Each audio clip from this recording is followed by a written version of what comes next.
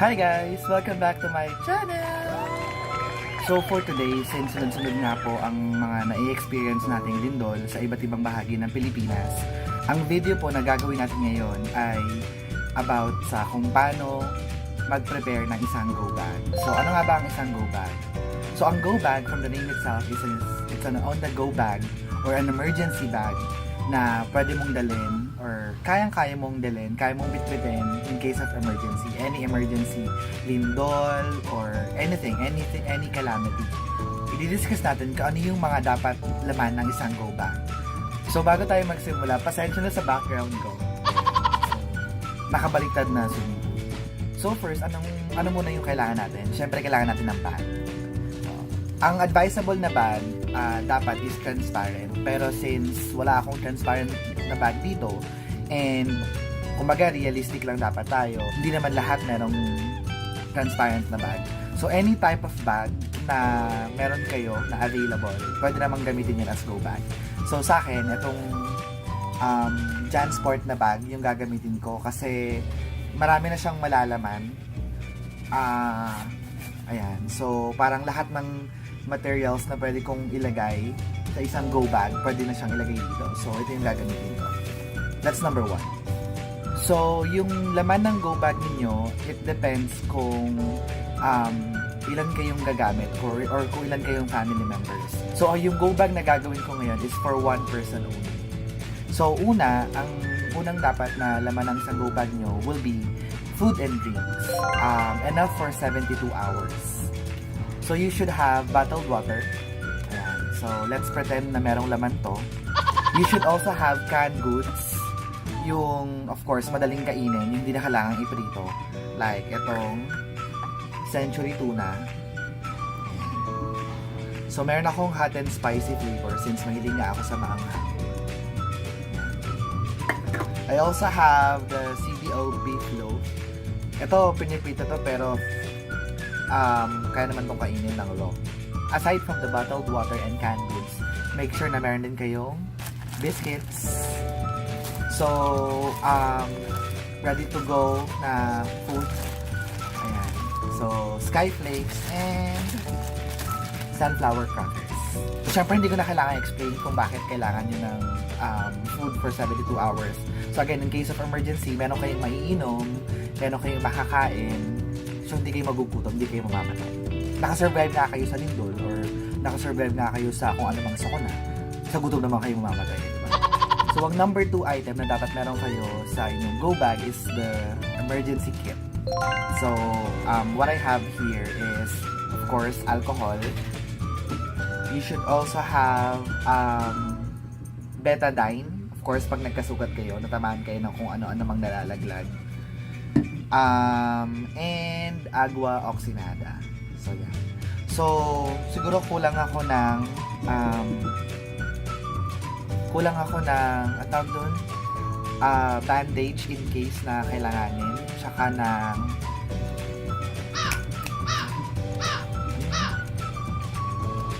nakalimutan ko yung pantakip ng sugat. Anong tawag? Balik ako kaya about doon. Nawala sa isip ko ano yung tawag na. So, yung next item na dapat na nasa go bag nyo will be your fire starting tool. So, in my go bag, since wala akong nahanap na lighter sa bahay, ito, may nakita akong posporo. Pero, posporo or lighter will be fine. As long as meron kayong magagamit. I guess, pangluto or, I don't know, wala, nakalagay lang sa Google, sabi, kailangan mo. So, yung next item na kailangan nasa go bag nyo will be your clothing, of course. So, one example na dinala ko for clothing is itong sando. Siyempre, hindi ka naman magdadala ng clothing na, of course, mainit or yung masyadong spacious. So, sando, shorts, anything na hindi mag-occupy ng masyadong maraming space, pwede na. Next item on your go bag should be blanket or banig, or anything that you can use for sleeping. So, parang ganito. Yan. Foldable siya na pwedeng matulugan. Or, ito, banig. Depende kung ano yung kasya sa go bag. Depende kung gaano kalaki yung go bag na dadalhin.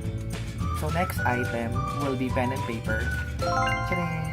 Ayan. So, in case lang na meron kayong kailangang isulat or tandaang information, in case of emergency, again, yan. At least meron kayong pagsusulatan. Next item in your go bag is battery-operated radio and battery-operated flashlight. Ayan. So, since wala akong battery-operated radio dito, itong flashlight na lang ipapakita ko. So, anything that you guys can use for emergency lighting. Ayan. Parang mas better. So, ang next item sa ating go bag will be your power bank and your power cord. Of course, kailangan nyo ng power cord kasi hindi nyo naman magagamit ang power bank without this. Make sure na you always make your power bank full charge kasi nadala nyo nga itong power bank pero wala namang laman. Anong cellphone? Yan. Next item in our go bag is cash. Ayan. Siguro hindi ko na kailangan explain pero of course kailangan natin ng pera. Next item on our go bag, identification cards. So, advisable na meron kayong mga IDs or maitabi nyo in case man, diba, kailanganin.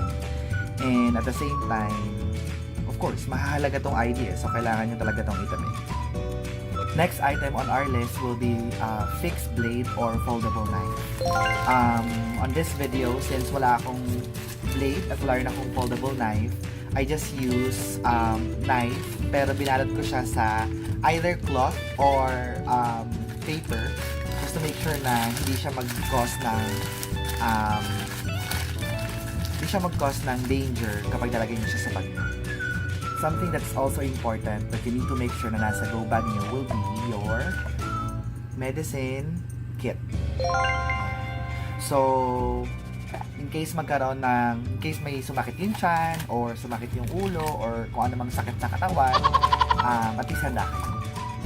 Next item on our list, make sure you also have your trash bags. Siyempre may calamity na nga, magkakalat ka pa ba? Next item will be hand sanitizer. For the sake of this video, since wala akong sanitizer, I just use this small version ng alcohol. Ayan, so spray lang. So, other items na wala ako that you guys should also have on your go bag will be compass. You should also have maps. You should also have ropes or anything na pwede nyo gamitin panali in case for emergency. You should also have whistle or pito to call someone's attention in case ma-trap kayo. So, disclaimer lang, gaya ng sabi nila, it's better to be prepared. We're not really, wishing to na magkaroon ng ganong calamity. Pero just in case it happens, handa kayo. Iba na yung handa. So, yun lang. If meron akong any item na na-miss na tingin nyo dapat nasa isang go bag, make sure to comment down below para mabasa ng lahat. And of course, maisama namin sa go bag na pinaprepare namin in case of emergency. If you find this video informative, share it with your friends, share it with your family members, share it with your loved ones. This go bag can save lives. Don't forget to like, share, and subscribe. Click nyo na rin yung notification bell para ma-notify kayo sa every upload. Yun lang. Thank you so much. Bye!